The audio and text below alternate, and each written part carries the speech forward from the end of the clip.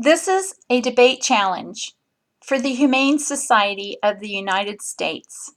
Are you selling out wild horses? Wild horses are maybe our most magnificent wild animals given the least amount of attention. The government is responsible for managing our wild horses and burros on our public lands. The public is angry. The majority do not want their wild horses and burros rounded up and removed from their lands. They want them treated fairly and managed on the range. They feel their views are being ignored. The public also wants honesty, transparency, and integrity on this issue, and they don't think they're getting that. I'm just like you, the average person, the public at large. Let's make noise. And I will also give my unique perspective later.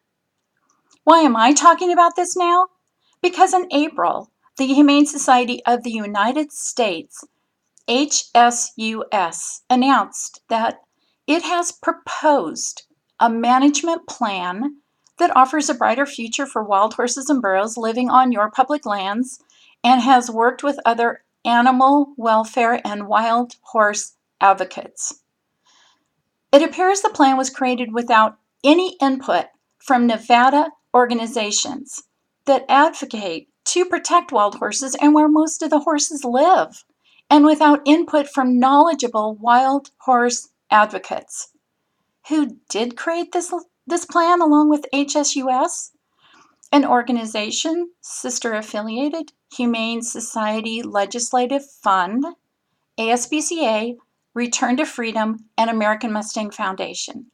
Who's American Mustang Foundation? The name gives cover to what it really is. Washington, D.C. lobbyists whose intentions are contrary to the best interests of wild horses. HSUS has bent itself into a pretzel, trying to avoid being honest about the plan, such as 50,000 will be rounded up and permanently removed from our public lands, with the goal of only 27,000 living wild in the entire 10 western states. We, the public, want answers about this plan, not in a blog, prepared statement, press release. We are challenging HSUS and maybe ASPCA to a debate as soon as possible with a knowledgeable wild horse advocate, Leigh, founder of Wild Horse Education. This was scheduled in May on National Public Radio, but Jillian Lyons, HSUS, canceled less than 24 hours beforehand.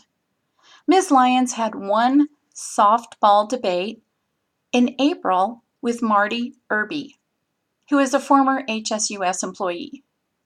In that debate, Ms. Lyons did talk of her respect for Leigh, saying, "There is a wonderful group called Wild Horse Education that did a lot of work behind the scenes to ensure that while the BLM was doing helicopter gathers, they had to put into place and follow something called the Comprehensive Animal Welfare Protocol."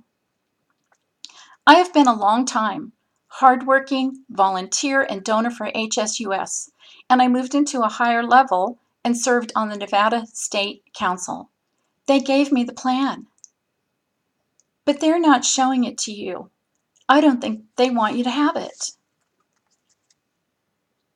It's called 10 Years to AML, a proposal for BLM's Wild Horse and Burro Program 2017. AML is gobbledygook you find in government reports. It stands for 27,000. The Bureau of Land Management, BLM, says it will only allow 27,000 wild horses and burros to live in the wild. While wild horse advocates have always argued AML is arbitrary, not based on science, lacks transparency, among other things. Basically, it's too low and cannot be justified. This is a poorly written plan. It's sloppy, vague, disjointed, maybe cut and paste from other sources, maybe from BLM docs, HSUS, and others. Did you just stamp it with your logos? Oh, the plan does provide additional support for range projects that will ultimately benefit their livestock partners, not wild horses. By accepting the 27,000 number, HSUS is saying cattle ranchers should be given priority at the expense of our wildlife, our wild horses. It is a privilege, not a right, for private parties and corporations to put their cattle out to graze upon our public lands for a very small amount of money. And the cattle numbers are humongous, especially when you compare it to wild horse numbers. Wild horses only have a tiny portion of our public lands and of the resources. BLM wears two hats. It manages this cattle grazing program and the wild horse and burro program.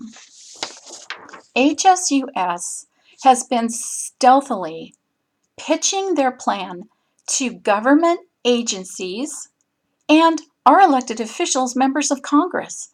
Under the radar screen, their plan is progressing.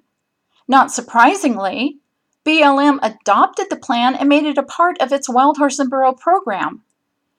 It is being packaged up into larger documents, working its way through hearings in subcommittees, committees.